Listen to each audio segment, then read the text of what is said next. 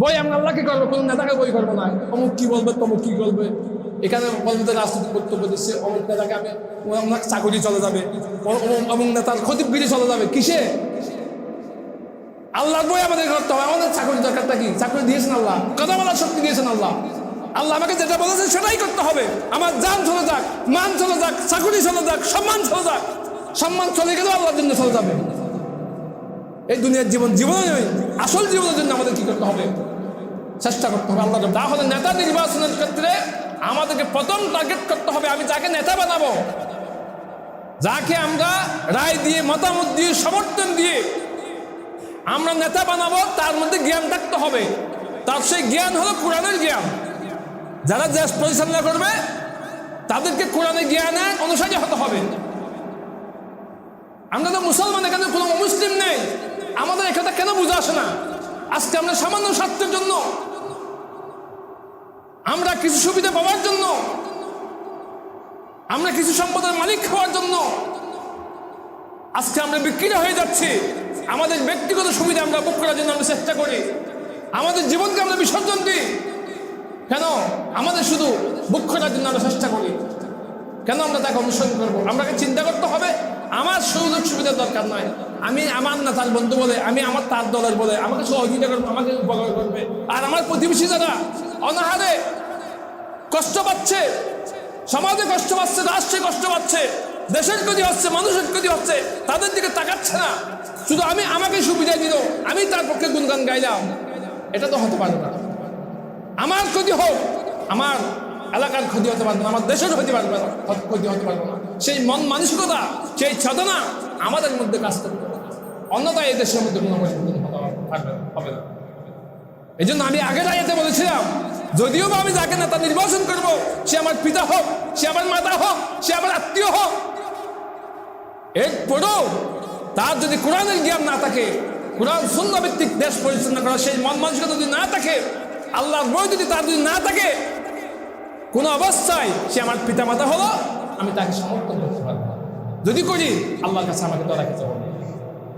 এই দুনিয়াতে জীবন তো আসল জীবন নয়, পরকালীন একটা জীবন আছে, সেই জীবনে আল্লাহর কাছে জবাবদিহি করতে হবে। সেই মন মানসিকতা, সেই ভয় আমাদের মধ্যে থাকতে হবে। যাই হোক, তাহলে নেতা নির্বাচনের প্রথম যেটা আমাকে সিলেক্ট করতে হবে সেটা হবে তার মধ্যে কিসের জ্ঞান আছে কিনা।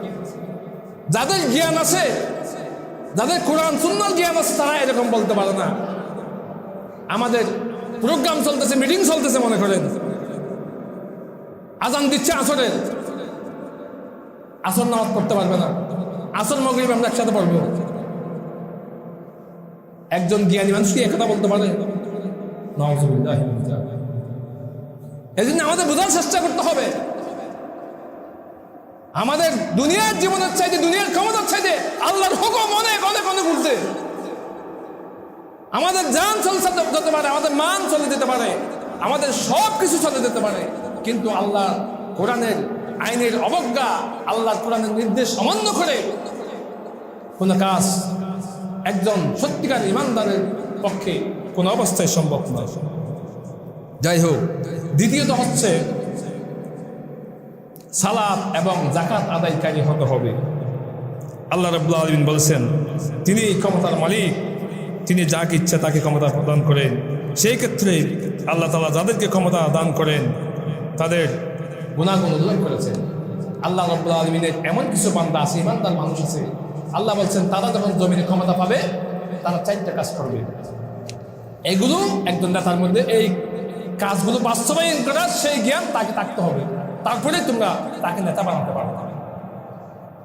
আল্লাহ তাআলা বলেন, আল্লাযীনা ইন মাক্কান্নাহুম ফিল আরদি আকামুস সালাতা ওয়া আতাউয যাকাতা ওয়া আমারু বিল মা'রুফ ওয়া নাহাউ আনিল মুনকার ওয়া লিল্লাহি আকিবাতুল উমুর। আল্লাহ রাব্বুল আলামিন বলেন, আমার বান্দাদের মধ্যে এমন কিছু বান্দা আছে, তারা যখন দুনিয়ার জীবনে ক্ষমতা লাভ করবে তারা 4টি কাজ করবে। আকামুস সালাত, নামাজ ভিত্তিক সমাজ প্রতিষ্ঠা করবে। ওয়া আতাউয যাকাত, যাকাত ভিত্তিক অর্থনৈতিক ব্যবস্থা চালু করবে। এটা হলো সালাত এবং যাকাত আদায়কারী হতে হবে। এটা হলো একজন নেতার দ্বিতীয় নম্বর গুণ। এই জন্য ওই রকম নেতাকে আমাকে নির্বাচন করতে হবে যার মধ্যে সালাত কায়েম করার, সালাত প্রতিষ্ঠা করার মন মানসিকতা আছে, চিন্তা চেতনা আছে। এই জন্য হযরত ওমর রাদিয়াল্লাহু তাআলা আনহু তার কাছে সবচাইতে, তিনি দেখেন নেতা ছিলেন, তার কাছে সবচাইতে মুখ্য বিষয় ছিল সালাত। তিনি বলেছেন, ওয়া কানা ওমর রাদিয়াল্লাহু আনহু ইয়াকুল ইন্না আহাম্মা উমুরিকুম ইনদি আস-সালাত। আমার কাছে তোমাদের বিষয়গুলোর মধ্যে মুখ্য বিষয় হচ্ছে সালাত। কাজ বন্ধ থাকবে, সালাত করতে হবে আগে। নামাজ ভিত্তিক সমাজ প্রতিষ্ঠা করার মন মানসিকতা যাদের থাকবে না, তাদেরকে ক্ষমতায় আমি নির্বাচন করতে পারবো, তাকে মনোনীত আমরা করতে পারবো না। আমরা মুসলমান যদি হয় দাবি করি, তার কোনো নামাজ নেই, তার কোনো নামাজের মাস্টারমশাই নেই, নামাজের জ্ঞান নেই, কোরআনের জ্ঞান নেই, আমি তাকে নেতা বানালাম। সে যত অপকর্ম দুনিয়ার জীবনে করবে তার সমস্ত ভাবের ভাবে আমাকে নিতে হবে। আল্লাহ তাআলা আমাকে মেধা দিয়েছেন, জ্ঞান দিয়েছেন, আমি সেই জ্ঞান দিয়ে আমি পরিবার চালাই, সব কিছু আমি করি। কিন্তু আমি রায় দেওয়ার ক্ষেত্রে যে 5 বছর জন্য একজন নেতা আমি নির্বাচন করব, সেই নেতা আকাম কুকাম করবে, অবৈধ কাজে সাপোর্ট করবে, অন্যায়কে সমর্থন করবে, তার সমস্ত পাপের বোঝা কেন আমি বহন করবো জেনে শুনে? আল্লাহ কি আমাকে মেধা দেয় নাই? আমাকে কি জ্ঞান দেয় নাই? আল্লাহ তাআলা আমাকে যেই জ্ঞান দিয়েছেন সেই জ্ঞান নিয়ে আমাকে কি করতে হবে? চেষ্টা করতে হবে। এই জন্য হযরত ওমর রাদিয়াল্লাহু বলেন, আমার কাছে তোমাদের বিষয়গুলোর মধ্যে সবচেয়ে মুখ্য বিষয় হলো কি? সালাত। ওয়ায়াকুল লা হাজ্জা ফিল ইসলামি লিমান দাইয়া সালাত। নামাজের ক্ষেত্রে যারা অবহেলা থাকে তার ইসলামের কিছুই থাকে না।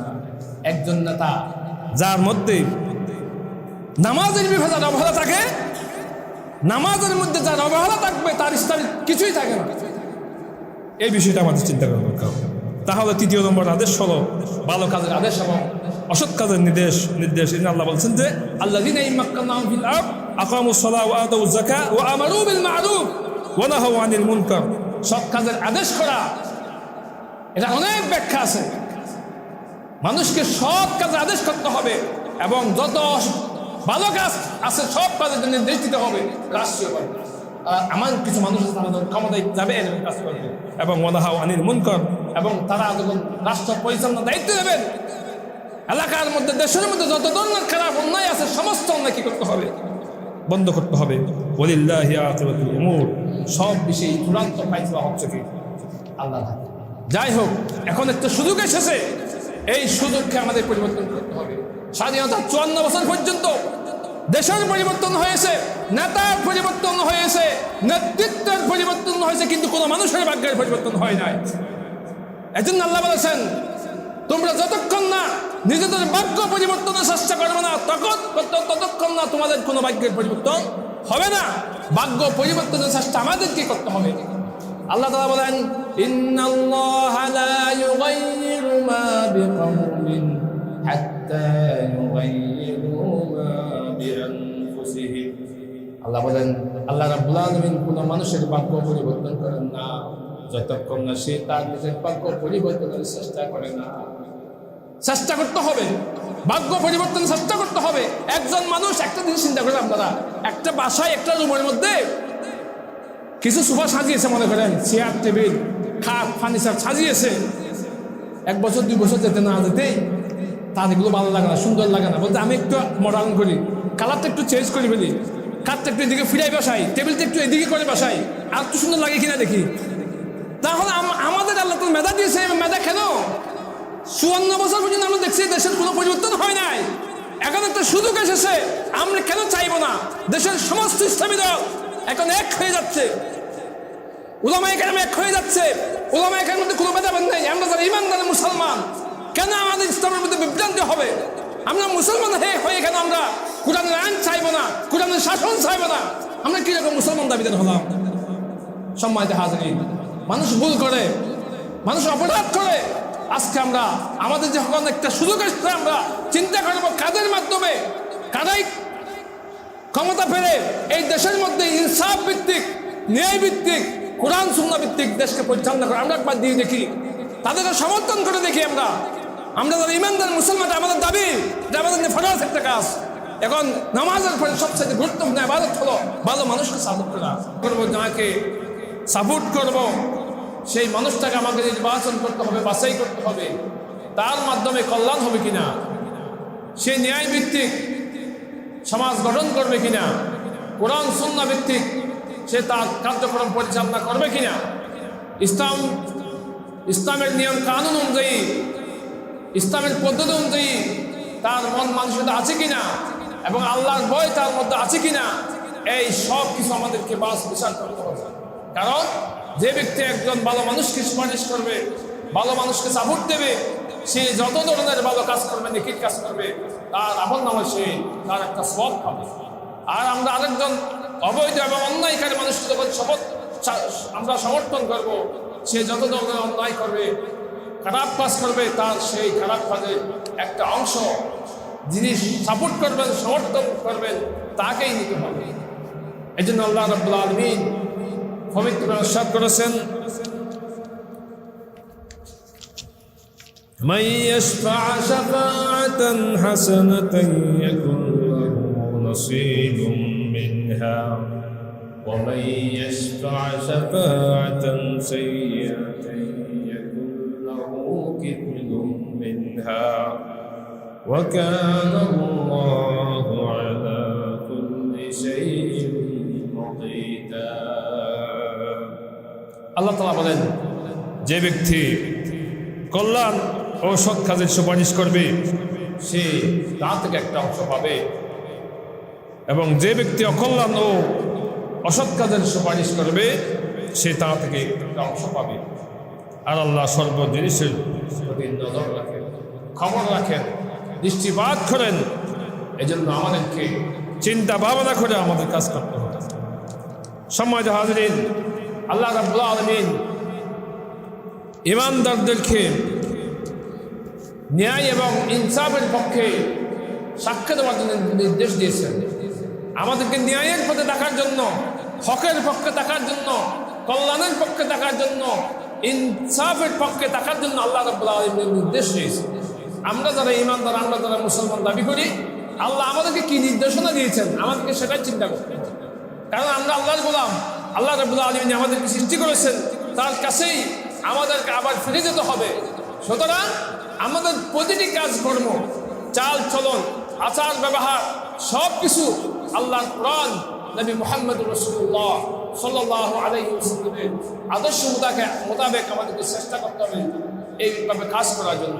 হয়তোবা মানুষ হিসাবে আমাদের বল থাকতে পারে, আমাদের অগোচর অনেক কিছু হয়ে যেতে পারে, কিন্তু আমাদের সার্বিক চেষ্টা, আমাদের চেতনা সব সময় আল্লাহমুখী হতে হবে। এই জন্য আল্লাহ রাব্বুল আলামিন পরামর্শ করেন, সারা পৃথিবীর মধ্যে যত মানুষ ইমানের দাবি করে, ইমানদার মুসলমান দাবি করে, তাদেরকে সম্বোধন করে আল্লাহ রাব্বুল আলামিন ইরশাদ করেছেন, ইয়া আইয়ুহাল্লাযীনা আমানু কুনু কাওয়ামিনা বিল কিসতি শুহাদা'a লিল্লাহ ওয়ালাউ আলা أنفسكم أو بالوالدين والأقربين إن يكن غنيا أو فقيرا فالله أولى بهما فلا تتبعوا الهوى أن تعدلوا وإن تلووا أو تعرضوا فإن الله كان بما تعملون خبيرا। আল্লাহ তাআলা সারা পৃথিবীর যত মানুষ ইমানের দাবি করে তাদেরকে আলাদা করে সম্বোধন করে বলেছেন, হে ইমানদারগণ, ইনসাফের পতাকা বাহিও, আল্লাহর সাক্ষী হয়ে যাও। তোমাদের ইনসাফ ও সাক্ষ্য তোমাদের নিজেদের ব্যক্তি সত্তার অথবা তোমাদের বাপ মা ও আত্মীয় স্বজনদের বিরুদ্ধে গেলেও, তোমাদের মন যেদিকে চায় না তার বিরুদ্ধে গেলেও, তোমাদের পিতামাতা মনে করেন তোমাদের পিতামাতা নির্বাচন করতেছেন, আমার দৃষ্টি সে আমার যোগ্য না, তার মধ্যে আল্লাহর ভয় নেই, মুহাম্মদুর রাসূলুল্লাহ সাল্লাল্লাহু আলাইহি ওয়াসাল্লামের আদর্শ সে অনুযায়ী চলে না, তার মধ্যে ইনসাফের কোনো আলামত দেখা যাচ্ছে না, ইনসাফ ভিত্তিক সমাজ প্রতিষ্ঠা করার জন্য কোনো নিদর্শন তার মধ্যে পাওয়া যাচ্ছে না। আল্লাহ তাআলা বলেন, যদি সেটা তোমাদের বাবা হয়, তোমাদের মা হয়, তোমাদের আত্মীয় স্বজন হয়, এরপরে তোমরা তাকে সমর্থন করতে পারবে না। যদিও সেই রায়টা যদি তোমাদের সেই পিতা মাতার বিরুদ্ধে গেলেও তোমাদেরকে অবশ্যই তার বিরুদ্ধে অবস্থান করতে হবে। কথাকার আল্লাহর কথা। এই জন্য আমরা যারা দুনিয়ায় জীবনে ইনসাফ কায়েম করবো, ইনসাফ ভিত্তিক সমাজ প্রতিষ্ঠা করবো, আমাদেরকে চিন্তা করতে হবে আল্লাহ রাব্বুল আলামিন আমাদেরকে কি নির্দেশনা দিয়েছেন। আমরা যদি চিন্তা করি আমাদের নেতারা কি নির্দেশনা দিয়েছেন, আমাদের দলের লিডাররা কি বলেছেন, আমাদের দলীয় কমান্ডাররা কি বলেছেন, আমরা শুধু সেটা চিন্তা করলে হবে না। হ্যাঁ, আমরা যেহেতু একটা দল করি, আমরা যেহেতু পার্টি করি, আমাদেরকে দলের নেতা মানতে হবে, দলীয় নেতাদের কথা মানতে হবে। সেই দলীয় নেতা যদি আমাদেরকে কোরআন সুন্নাহ বিরোধী যদি কোনো কাজের যদি নির্দেশ দেয়, আদেশ দেয়, তাহলে অবশ্যই আমরা ইমানদার হিসেবে, আমরা মুসলমান হিসেবে সেটা প্রত্যাখ্যান করা আমাদের জন্য ফরজ। আল্লাহর কোরআনের আইনের বিরোধী কোন নেতার কথা বক্তব্য আমরা মানতে পারবো না। যদি আমরা মানি তাহলে আমরা দুনিয়াতেও ক্ষতিগ্রস্ত হব এবং আখিরাতেও ক্ষতিগ্রস্ত হব। এই জন্য আল্লাহ রাব্বুল আলামিন বলেছেন, ওয়ালাউ আলা আনফুসিকুম আবিল ওয়ালিদাইনি ওয়াল আকরাবিন।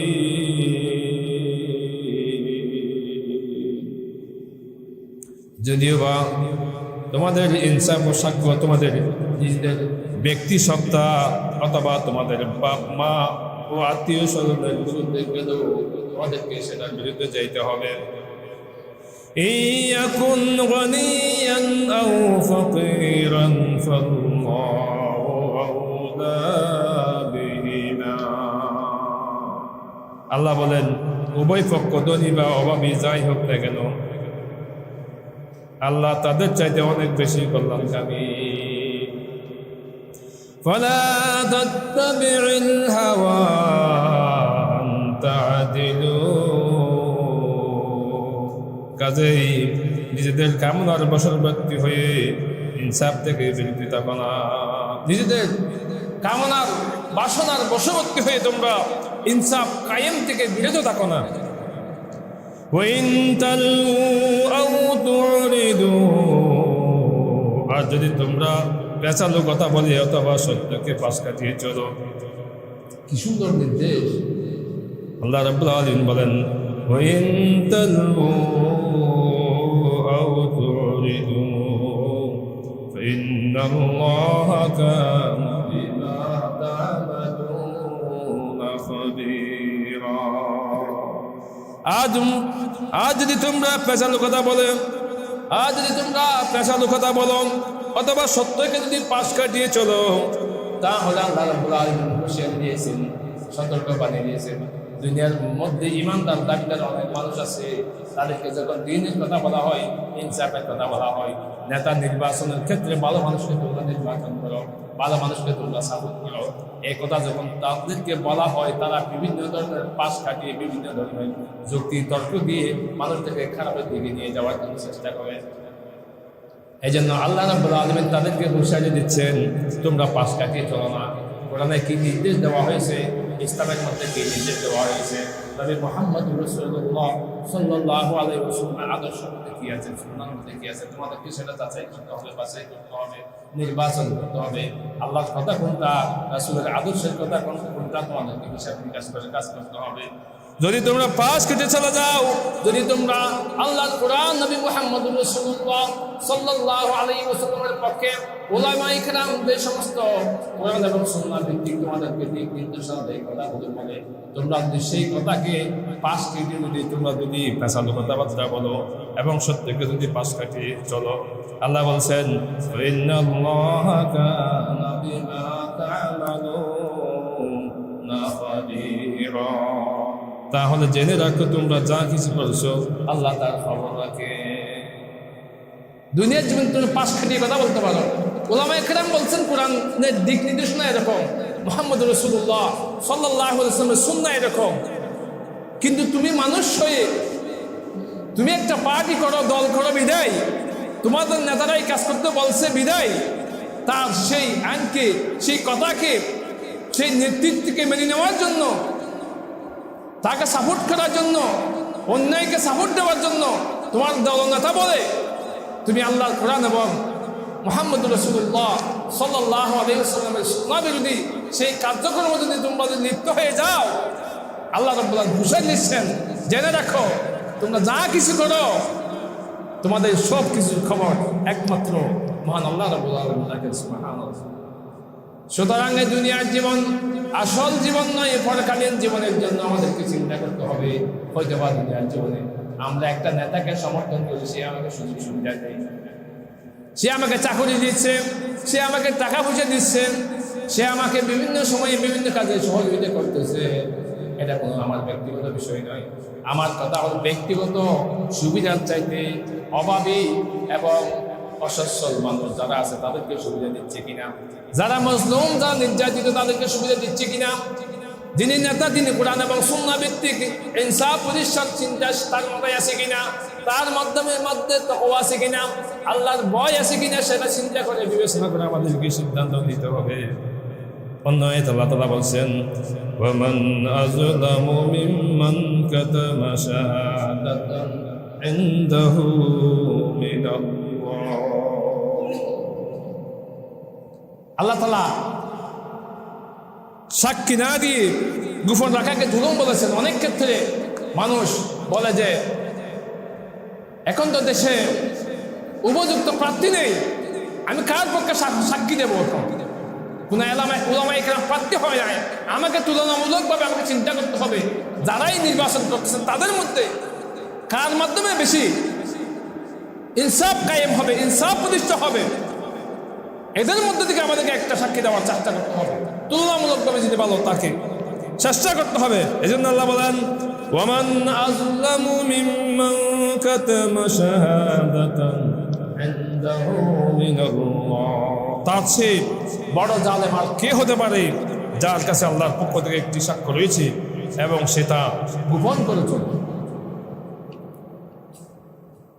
সাক্ষ্য না দিয়ে গোপন করাকে পাপ হিসেবে চিহ্নিত করা হয়েছে। অন্য আয়াতে আল্লাহ তাআলা বলেন, ওয়ালা তাকতুমুশ শাহাদাতা ওয়া মান ইয়াকতুমহা ফাইন্নাহু আযিমুন কলবুহু। আর সাক্ষ্য কোনো ক্রমে তোমরা গোপন করো না। যে ব্যক্তি সাক্ষ্য গোপন করে তার হৃদয় গুনার সংস্পর্শে কলুষিত। তাহলে সাক্ষী গোপন করে, অর্থাৎ সাক্ষী না দিয়ে যদি কোনো অসৎ ব্যক্তি যদি ক্ষমতার মধ্যে যদি চলে আসে, আমার একটা সঠিক সাক্ষ্য না দেওয়ার কারণে কোনো অসৎ লোক যদি ক্ষমতায় চলে আসে, তাহলে সেটা দায়ভারও তাকেই নিতে হবে। এই জন্য ভোট দেওয়াকে অনেক আলেমের মতো আমরা এটাকে অবৈধ মনে করি না। সৌদি আরবের ফতোয়া বোর্ড বিন বাস রহিমাহুল্লাহ, ওনারা ভোট প্রদানকে অযৌক্তিক, অপ্রয়োজনীয় অথবা তারা অবৈধ মনে করেন না, এটার বৈধতা দিয়েছেন। সম্মানিত হাজিরিন, এখন প্রশ্ন হলো আমাদের নেতা কাদেরকে আমরা নেতৃত্বের জায়গায় বসাবো? আমরা যদি কোরআন সুন্নাহর দিকে তাকাই তাহলে দেখি আল্লাহ রাব্বুল আলামিন এখানে নেতৃত্বের কোয়ালিটিতে বসার জন্য কিছু কোয়ালিটি উল্লেখ করেছেন। সেগুলোর আলোকে যদি আমরা দেখি, আল্লাহ তাআলা আমাদেরকে নেতৃত্বের আসনে বসিয়েছেন, তাদের গুণগুলো আল্লাহ তাআলা বর্ণনা করেছেন। আমরা যাদেরকে নেতৃত্বের আসনে বসাবো তাদের কি কোয়ালিটি, কি যোগ্যতা, কি গুণ থাকতে হবে সেই বিষয়ে আল্লাহ রাব্বুল আলামিনের নির্দেশনা রয়েছে। আল্লাহ রাব্বুল আলামিন যাদেরকে নেতৃত্বের জায়গায় বসিয়েছেন, আল্লাহ তাআলা বলেছেন তারা আলেম ছিলেন, তারা জ্ঞানী ছিলেন। আল্লাহ তাআলা তাদেরকে জ্ঞান দান করেছেন। যাদেরকে আল্লাহ রাব্বুল আলামিন যুগে যুগে অসংখ্য নবী রাসূল পাঠিয়েছিলেন, তাদেরকে নির্বোধ বোকা বানিয়ে পাঠান নাই, তাদেরকে জ্ঞান দিয়েছিলেন। সেই জ্ঞান ভিত্তিক তারা দেশ পরিচালনা করেছিলেন। আল্লাহ রাব্বুল আলামিন ইরশাদ করেছেন, ওয়ালাকাদ আতাইনা داود وسليمان علما وقال الحمد لله الذي فضلنا على كثير من عباده المؤمنين আমি অবশ্যই দাউদ এবং সুলাইমানকে জ্ঞান দান করেছিলাম আর উভয়েই বলল যাবতীয় তারিফ আল্লাহ তাআলার, যিনি তার বহু ইমানদার বান্দার উপর আমাদেরকে শ্রেষ্ঠত্ব দান করেছেন। এভাবে আল্লাহ রাব্বুল আলামিন যুগে যুগে তাদেরকে নেতৃত্বে বসিয়েছেন, তাদেরকে আল্লাহ রাব্বুল আলামিন জ্ঞান দান করেছেন। আল্লাহ তাআলা যে জ্ঞানের কথা বলেছেন সে জ্ঞান দ্বারা উদ্দেশ্য হলো কোরআনের জ্ঞান। আল্লাহ তাআলা যে জ্ঞানের কথা বলেছেন সে জ্ঞানের মূল উদ্দেশ্য হলো কি? কোরআনের জ্ঞান, ইসলামিক জ্ঞান।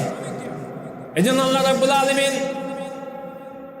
মুহাম্মদুর রাসূলুল্লাহ সাল্লাল্লাহু আলাইহি ওয়াসাল্লাম হেরা গুহায় ধ্যানমগ্ন থাকা অবস্থায় প্রথম যে জ্ঞান নাযিল করেছেন, ইকরা ইকরা পড়ো বিসমি রাব্বিকাল্লাযী খালাক, পড়ো তোমার প্রভুর নামে যিনি তোমাদেরকে সৃষ্টি করেছেন।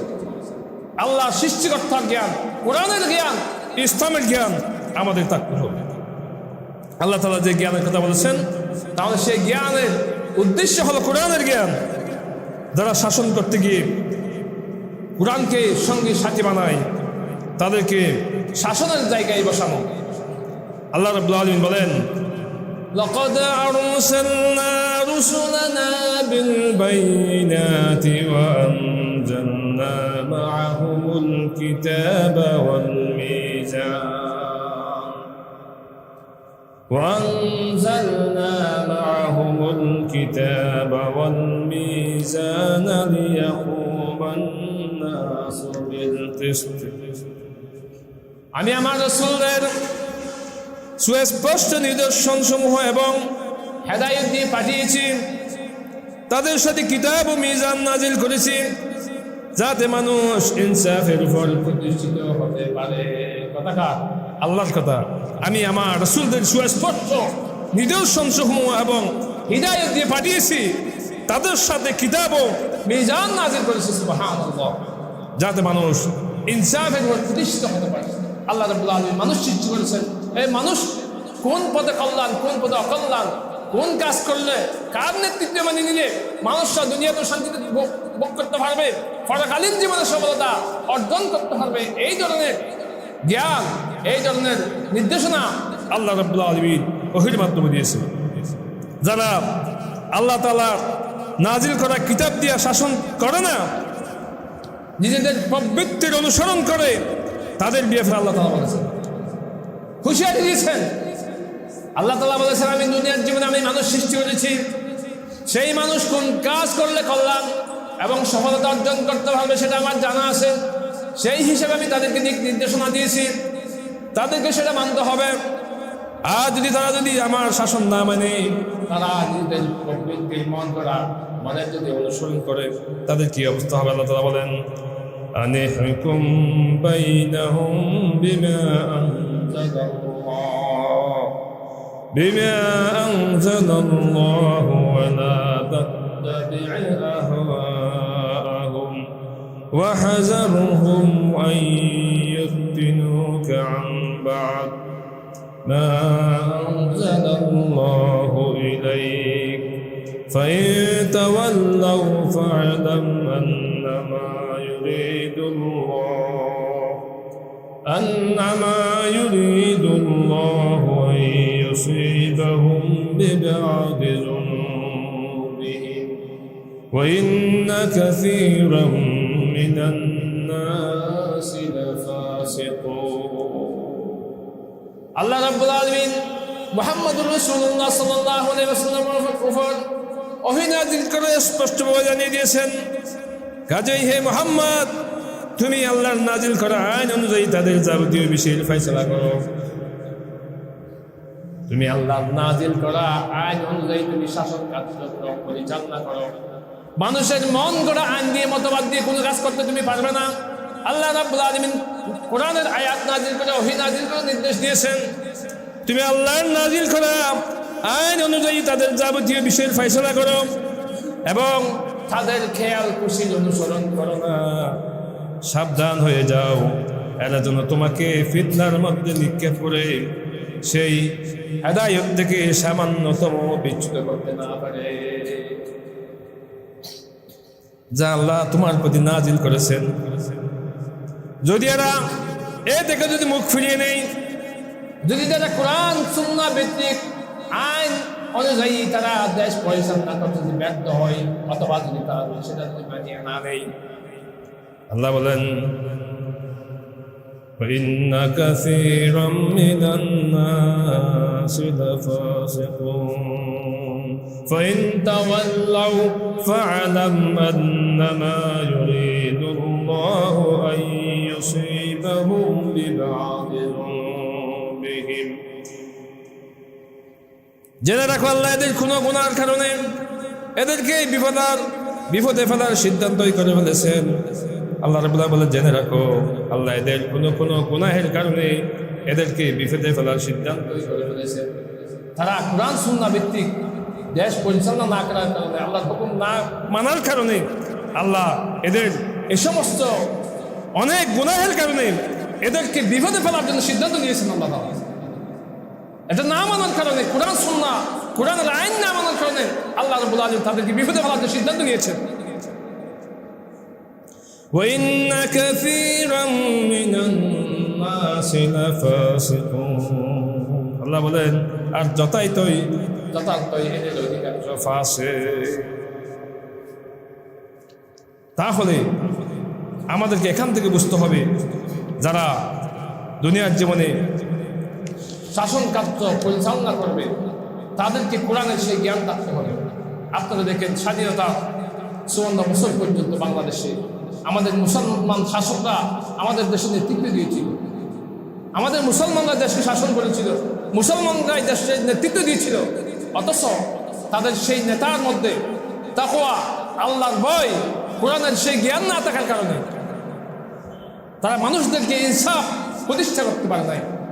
মানুষের উপর জুলুম করেছে, মানুষের উপর নির্যাতন করেছে, মানুষ দিন দুপুরে মানুষকে হত্যা করতে পারে, পাথর মেয়ে মানুষকে নিক্ষেপ করে। গত 2 দিন আগেও ইসলামী আন্দোলনের একজন সেক্রেটারিকে তারা হত্যা করেছে।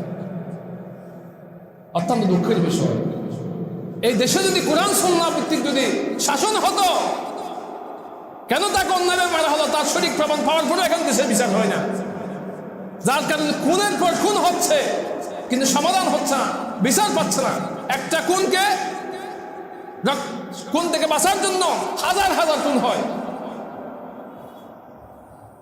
একটাকে দামা সামা দিয়ে দেওয়ার চেষ্টা করলে আরেকটা হয়ে যায়, একটা হইলে আরেকটা হয়ে যায়। কারণ কোরআনের হুকুম আমাদের মধ্যে বাস্তবায়ন নেই। একজন নেতার মধ্যে যদি আল্লাহর এই ভয় থাকে যে আমাকে সব কিছুর জন্য আল্লাহর কাছে জবাবদিহি করতে হবে, যেই নেতার মধ্যে সেই আল্লাহ তাআলার ভয়ের সেই জ্ঞান যার মধ্যে থাকবে, সেই ইনসাফ ভিত্তিক দেশ পরিচালনা করতে পারবে। আমাদেরকে এই বর্তমান সময়ে যেই উপযুক্ত সময় নেতা নির্বাচন করা, সেই নেতা নির্বাচন করার ক্ষেত্রে আমরা যাতে আমাদের মেধা দিয়ে, জ্ঞান দিয়ে, বিবেক দিয়ে আমরা চিন্তা করে সঠিক নেতৃত্ব যাতে আমরা নির্বাচন করতে পারি, আল্লাহ তাআলার কাছে সেই তৌফিক কামনা করি। আমার সংক্ষিপ্ত বক্তব্য শেষ করছি। আলহামদুলিল্লাহি রাব্বিল আলামিন।